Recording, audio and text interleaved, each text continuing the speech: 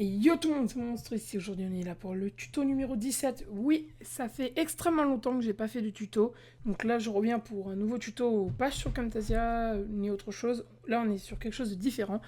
Donc ce logiciel, là, vous le voyez, tel qu'il est ici, GXSCC P236E. En fait, c'est pas compliqué, c'est un logiciel pour convertir les musiques MIDI files, seulement MIDI files, en 8 bits. Et ça, c'est plutôt pas mal, parce que j'en cherchais un. Donc ce qu'on va faire, c'est qu'on va extraire les fichiers sur le bureau, parce que c'est beaucoup plus simple pour tout le monde, et même pour moi. Là, on va extraire ça.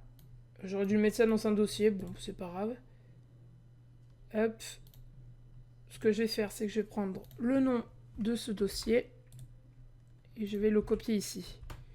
Hop. Et ici, je pourrais glisser mes fichiers plus facilement. Donc on ouvre le logiciel. Vous faites OK. Ça, c'est pas très grave, hein, on s'en fout du message. Voilà, ici, on a le logiciel. Et donc, on va télécharger une musique en MIDI file. Mais avant, je vais vous montrer quand même où le télécharger. Donc c'est sur ce lien. Vous allez ici. Ça va vous emmener ici. Ensuite, il va falloir faire I agree. Ok, il y a eu un bug. Et ensuite, vous faites download. Et ça va vous le télécharger. Voilà. Bon, là, moi, je l'ai déjà fait. Hein. Mais vous devrez le faire, pardon. Ensuite, une fois que c'est fait, on va sur ce genre de site, site Google, où vous tapez MIDI file et le nom de la chanson, par exemple Naruto ou un manga ou tout ce que vous voulez, une musique, n'importe. Hein. Donc moi je vais prendre Orochimaru Theme, parce que voilà, elle est connue quand même. Donc je vais prendre celle-là. Hop, on appuie là-dessus et on fait afficher les téléchargements et on va faire ouvrir le dossier. Oui, ça prend un peu de temps. Hop, il est là.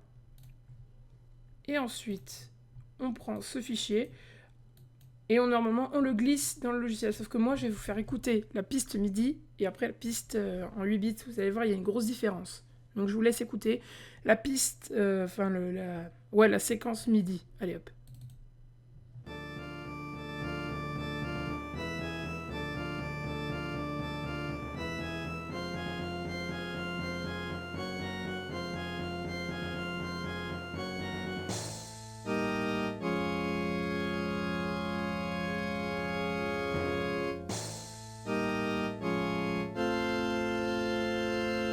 Voilà, les 20 premières secondes, donc retenez bien, parce que c'est comme ça, voilà, ça c'est la piste MIDI.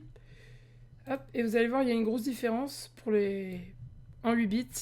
Et vous allez voir, en plus, il y a un avantage, c'est qu'il n'y a pas de copyright. Hein. Vous mettez ça en musique d'outro ou de tout ce que vous voulez, il n'y a pas de copyright. Hein. Le bot, enfin le robot YouTube, n'arrive pas à détecter la musique. Enfin, du coup, il peut pas vous foutre un droit d'auteur.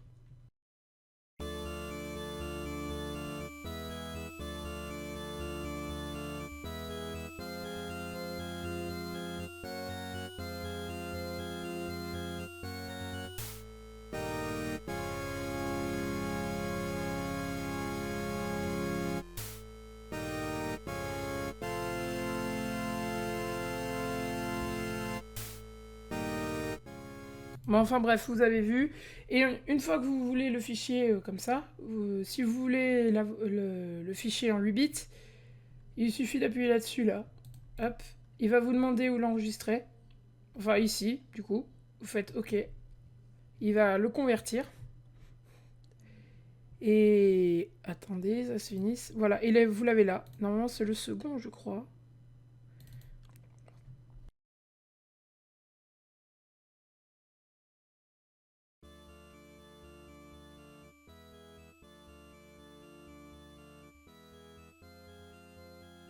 Voilà, et comme vous l'avez vu, ça...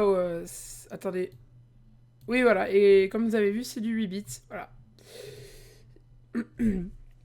Ouh là là. Pardon, excusez-moi. Et donc sur ce, merci d'avoir vu ce petit tuto. On se retrouve à la prochaine fois. Allez, salut les amis. Et n'hésitez pas à partager cette vidéo et à la liker, évidemment. Ça ferait extrêmement plaisir. Allez, salut les amis.